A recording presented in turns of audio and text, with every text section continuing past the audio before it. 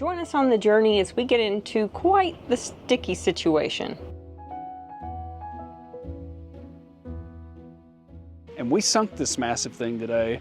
I think the biggest concern was the tilt that this thing was leaning at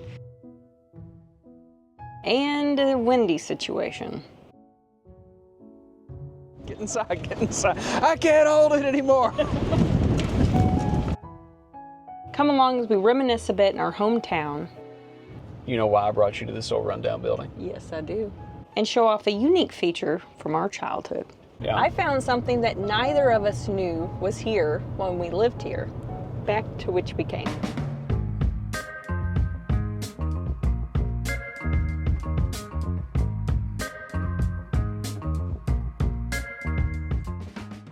Whoops, we sunk the trailer.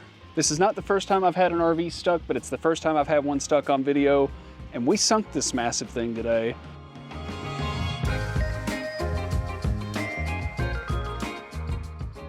We come here to our friend's farm all the time. We've done plenty of videos here, and generally we drive right out here through the open and into place, nice and easy. We've never had an issue, but they have had a lot of rain, so our friend suggested maybe driving up closer to the house and backing it in, but there's some low-hanging branches, really couldn't do what I needed to do.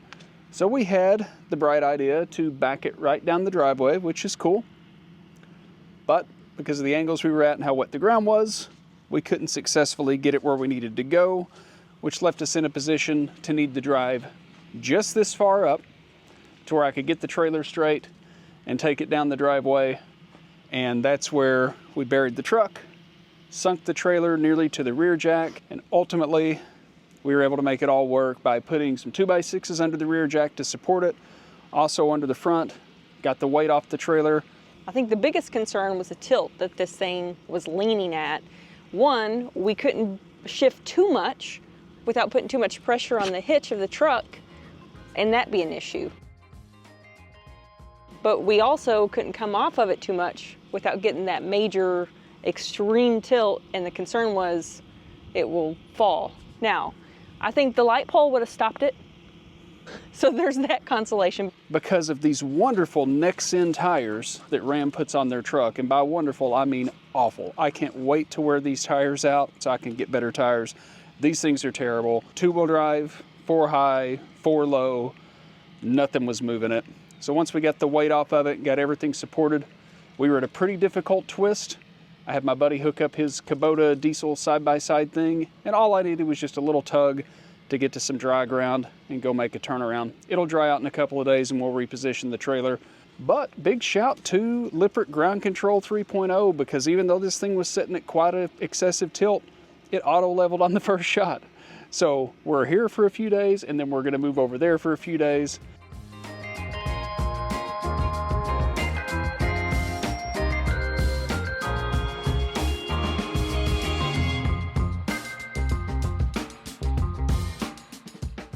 But while we're on the subject of nasty things, if you don't want the inside of your black tank to look like this stuff, it's a great time and a great reason to try Liquefied RV toilet tank treatment. We love it. We've been using it since the Hershey RV show back in September. It's our go-to toilet tank treatment, and we really like it when we're boondocking because we may go, like here, for several days without dumping our black tank, probably a week to 10 days, and it does a really good job at keeping the smells down. And then when we go to dump, it helps everything break up and come out nice and easy.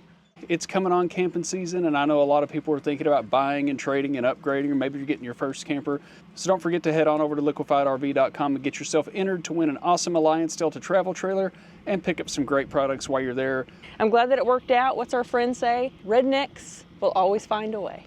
I'm glad that that held true today. A big thanks to Jay, as always, for letting us stay on his place, letting us make nice pretty ruts in his place that we have to fix. Destroy his yard. And for using his Kubota to get our truck out from under the trailer. If there's ever anything else you can do for us, please let us know. But before we get into that, I've got to run right over here and wash the mud off of this truck, or it's never going to come off of here.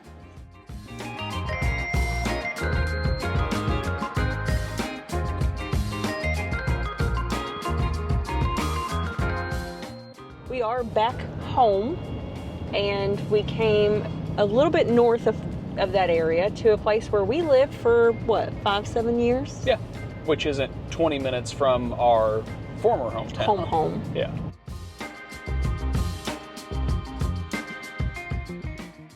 If you grew up in a small town like we did, you probably have those markers. You know, you're going to turn left at the pink house, or there's just always something. The old broke down truck on the corner, you make a right there. Well, we have something like that, and I don't know why we haven't shown it to you yet. Here's something you don't see every day.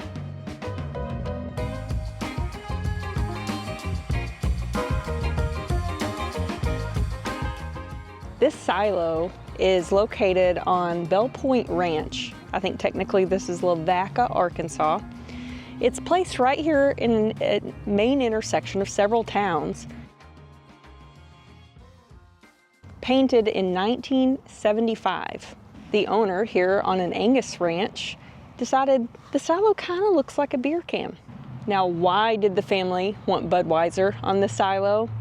Well, this family also has a distribution company, and Anheuser-Busch was a customer of theirs for a long time. And so they made it happen.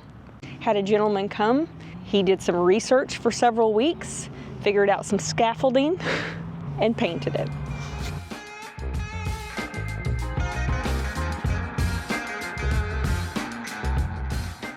They're actually re-chipping one side. They're gonna freshen it up. They stripped it and repainted it completely back in 2018, but then they just freshened it up from there.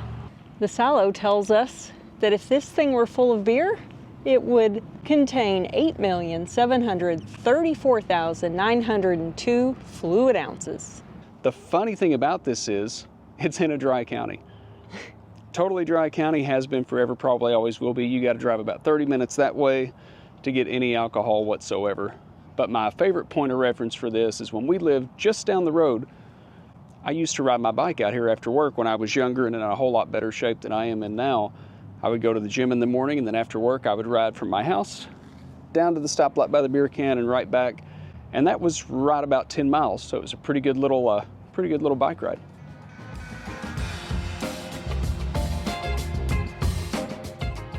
Also on the property, you'll find some headstones of some prize bulls displayed here right out front.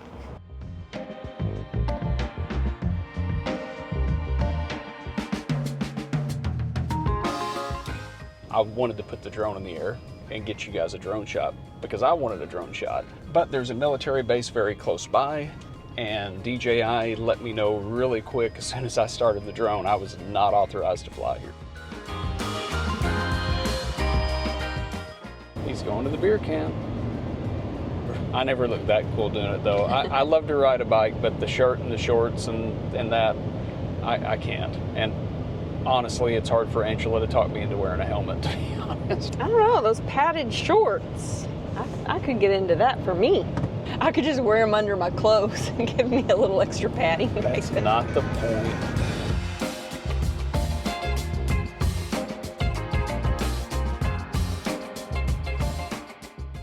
I love that house. That was our first real house. Still got the pretty white dogwood in the front yard blooming like crazy. Not a mansion by any means, but it was our first real house because our first house was a single wide trailer that cost $7,000 that got dropped on my grandpa's farm. I'm sure he just loved that eyesore, and it was an absolute eyesore. It was just what we could afford at the time. We tried to paint it to make it better, and it did not make it better. No, but I'm pretty sure the paint helped hold the house together. Well, we did have an entire wall fall out. Yeah, it held some of it together. That was true. It's funny that you could ever stick us in an RV after all the problems we had with our first mobile home. Back to which we came. But at the time, it was our absolute dream house. It was just a subdivision house, but it was worlds above what we were living in at the time. We were pretty excited about it. Still loved that house. I did a little exploring today. Yeah. I found something that neither of us knew was here when we lived here. But I also challenged the audience. One thing that we have learned over these past 3 years of being on the road, every town has something.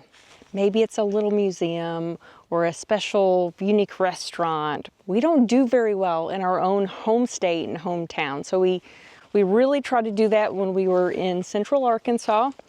and kind of switch our brains into the same type of thought process that we do when we visit places. All that being said, having lived only a few minutes from here, I never knew this historical marker was here. Maybe it's a big thing or a small thing, it doesn't matter. I had no idea. So I want to take this moment to encourage you, take a weekend. Go out, put your touristy hats on, and go explore your town or neighboring town. We've had fun looking at it through a little different lens, and I want to encourage you to try it. I thought I'd seen everything there is to see in this town, and I had no idea that was there, so good job, Ange. So let us know how it went for you. You may have a lot of fun with it and find something that you didn't know was there, even if you lived there for 7 years.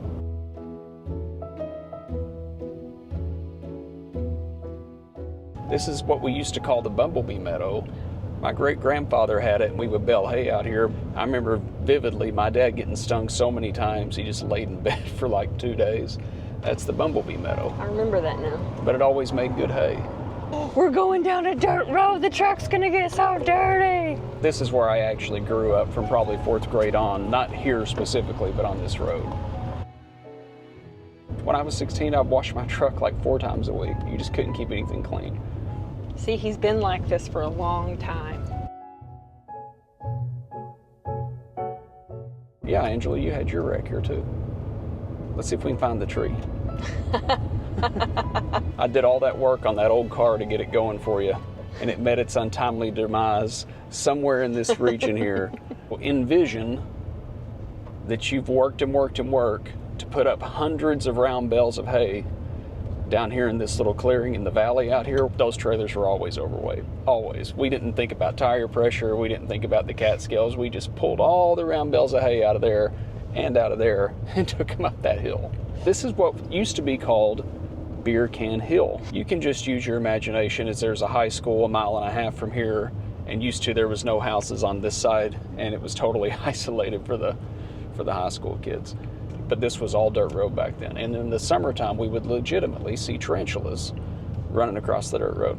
And if you drove over them, they'd hop up and hit the bottom of your car. Tarantulas, scorpions, black widows, brown recluses, centipedes, you name it. There's 1,000 ways to die out here in the sticks. It's true. Very true. No, we didn't think about any of them at the time, No. did we? Here's the old sawmill.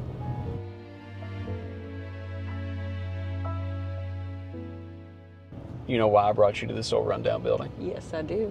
Because this is where I saw you the first time. You know why people take pictures in front of rustic buildings? The contrast is really good. I think God just looked really good in contrast to this building.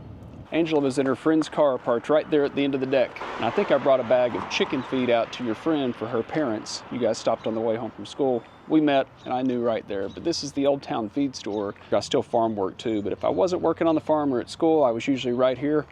And my favorite part of it is we used to all sit out front when the old men would come up because we had free coffee. It was free coffee all day, every day. I heard a lot of stories that I probably shouldn't have heard.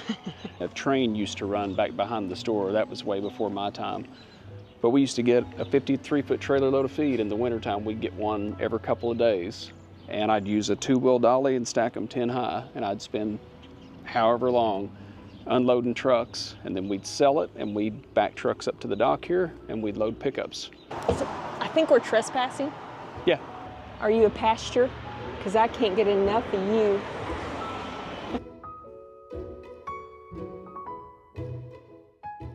We had to stop at Casey's and get some pizza. There was only 2 slices left. He's been talking about pizza all day long. And if Cody ever utters the word pizza or someone else utters the word pizza, it's kind of like when you get a song in your head and you just need to finally listen to it and get it out of your head. That's pizza. Don't judge me. I'm judging.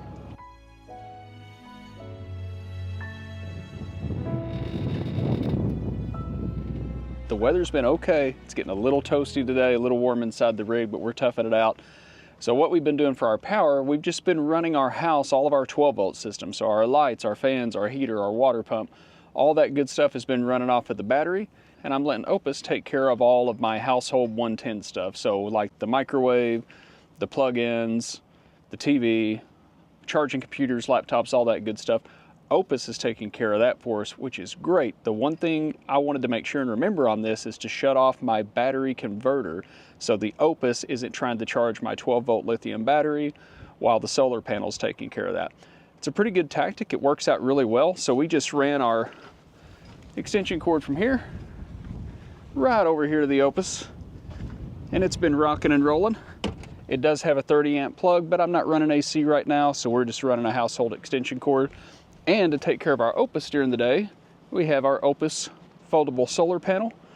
And during peak sun, it's been pulling in at about 230 watts today. So the solar panel on the roof takes care of the battery, solar panel on the ground takes care of the Opus, and between all that, I've set the generator out, but we've been generator free for a couple of days. This should be an easy move, but we're gonna have to wiggle it around a little bit. One, we've got a great big rut where our trailer tried to sink in the mud, so we have to overcome that, and we've got these nice big ruts I made with the front and rear of the truck.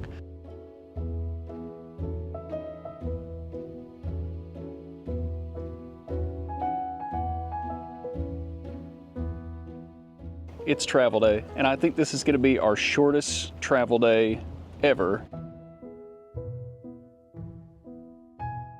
So the reason we're moving is for a couple of reasons. We have some projects that we need to do. We need to have a better space for that, one. And two, water's over there.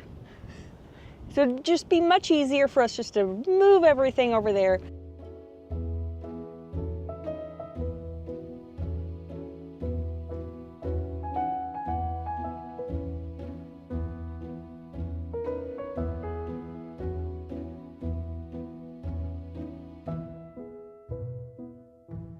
Good, looking good. There you go. Nice. You're clear on tail swing. You cut as hard as you need. You're perfect. Nice. Nice work.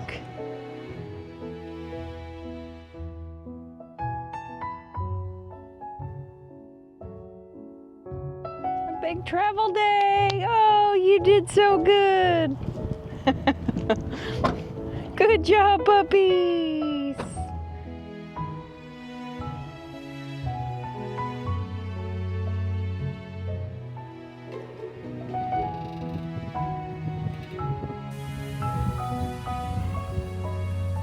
How did I get so lucky?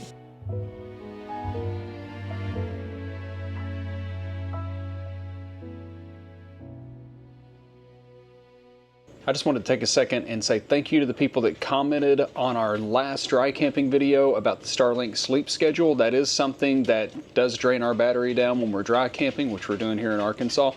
I put the Starlink on a sleep schedule from 10 p.m. to 6 a.m.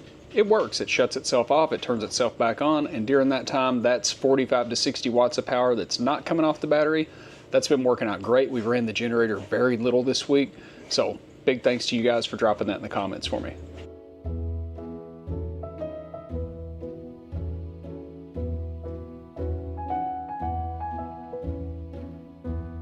Hold the door, hold the door.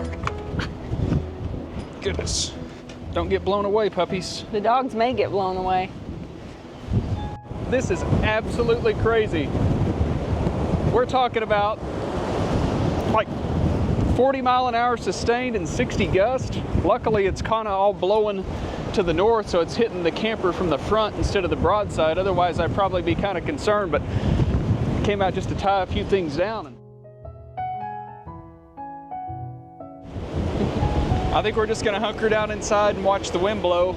Thanks for spending your time with us today, and we will see you guys on the highway. Get inside, get inside. I can't hold it anymore.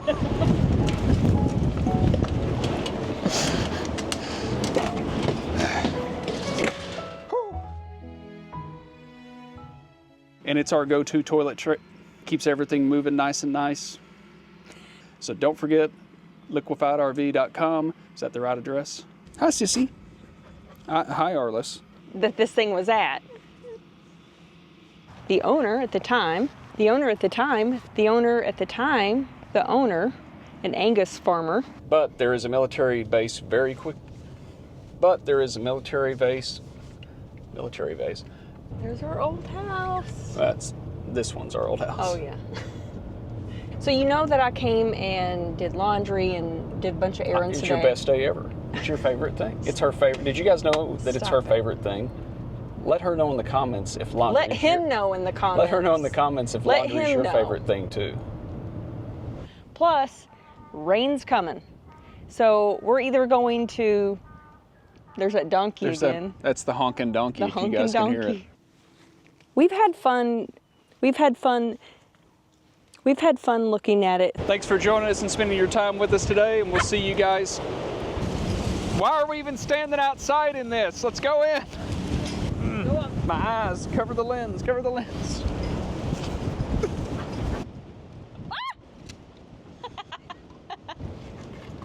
Watch out, watch out! Oh, poor Charlie.